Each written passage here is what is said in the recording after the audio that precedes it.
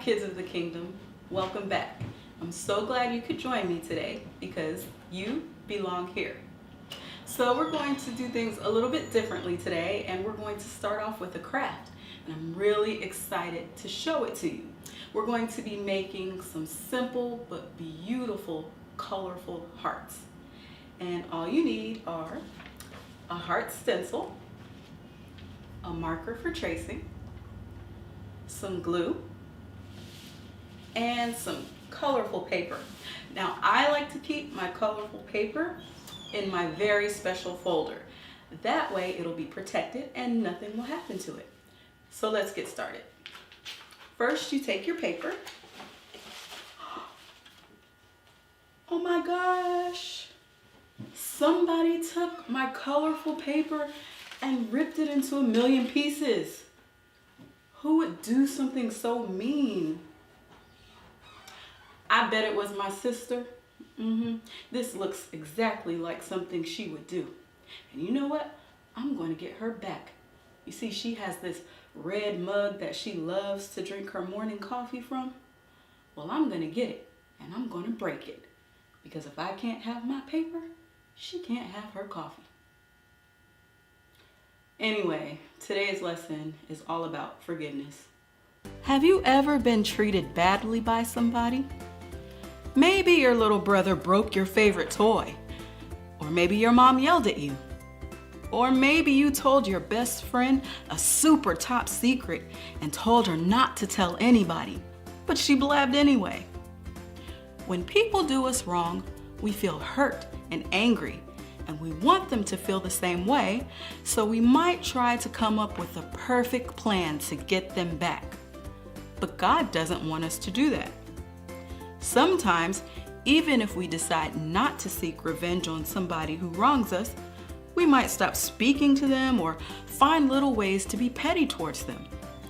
And that's called holding a grudge. And God doesn't want us to do that either. So, how does God want us to handle people who treat us badly? Well, He wants us to forgive them. Okay, first things first. Let's go over the meaning of the word forgive. According to Merriam-Webster's Children's Dictionary, the definition of forgive means to stop feeling anger towards someone who has done something wrong. Have you ever heard of the Bible story about a guy named Joseph? Not Mary's husband, Joseph.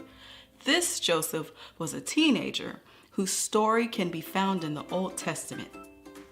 Most of the time when we hear about Joseph, we talk about his coat of many colors or the dreams that he had. But I also like to think of Joseph the dreamer as Joseph the forgiver. Let me give you a little background in case you've never heard the story of Joseph before. Joseph was a boy with a bunch of big brothers. See, Joseph was the baby of the family, and he was also his father's favorite. And that made Joseph's brothers very angry. So angry that they beat him up, stole his clothes, and dumped him in a hole. Then, as if that wasn't enough, they sold him into slavery. Young Joseph was forced to grow up very fast, as he was forced to work in a strange new land. His story is an interesting one, full of twists and turns that include Joseph being accused of something he didn't do and being thrown in prison for it. But it all worked out because Joseph became one of the top leaders in Egypt. And years later, when he was all grown up, he found himself face to face with his brothers. They were down and out and needed help. It was a matter of life or death, and Joseph was the only person who could save them. Now, this would have been the perfect opportunity for Joseph to hold a grudge. He could have just ignored his brothers' pleas for help and let them all die. He could have had them locked up and let them rot in prison. But Joseph didn't do that. Instead, he decided to forgive them. He chose to put his anger aside and help his brothers. He gave them all food, money, land, new cars, new homes. Okay, maybe not new cars, but only because cars hadn't been invented yet. So he gave them new donkeys instead. They were able to live happy and comfortable lives thanks to the little brother they treated so badly.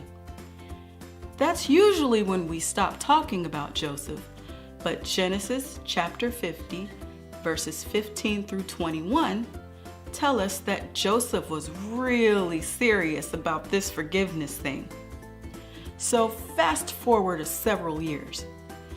After spending years away from home, thanks to the horrible thing his brothers had done to him, Joseph was reunited with his father. The family lived happily for several years, but eventually Joseph's father grew old and died. After the funeral, Joseph's brothers became very worried. See, they thought that Joseph had been nice to them for all those years because of their father. Have you ever done something because your parents weren't there to stop you, so you thought you could get away with it? Well, Joseph's brothers had beaten him up and shipped him off to a foreign country when their dad wasn't around. And even though he'd been kind to them so far, they thought he was about to return the favor for sure. So they just kind of gave up, threw themselves down on the ground and said, "We'll be your slaves now." Now Joseph could have just shrugged his shoulders and said, "Okay, get to work, slaves. Dad can't save you now." After all, he had a very important position in leadership. But Joseph did not abuse his power. Instead, he was humble and continued to be kind and generous towards his brothers. He could have just ignored them and let them worry about their fate, but he chose to reassure them, remind them that they were forgiven. And that's what God wants us to do. It's so hard to be kind to people who have done you dirty or done you wrong, but I think we could all learn a very important lesson from Joseph, the forgiver. Well, after hearing Joseph's story of forgiveness, I've given it some thought and I've decided that I'm not going to get my sister back. I'm not going to seek revenge. Instead, I'm going to be like Joseph and I'm going to forgive her. I'm still a little disappointed about my craft because I really wanted to make big colorful hearts. But instead I was able to take the little pieces and use them to make one big heart. And that's kind of how forgiveness works.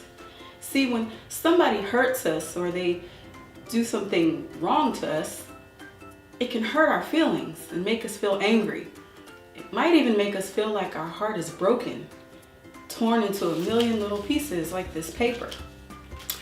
But the thing about forgiveness is it releases us from that. And forgiveness can be the glue that holds all these little tiny pieces together. Now, it won't be the way that it was before, but it will still be beautiful. And that's the beauty of forgiveness.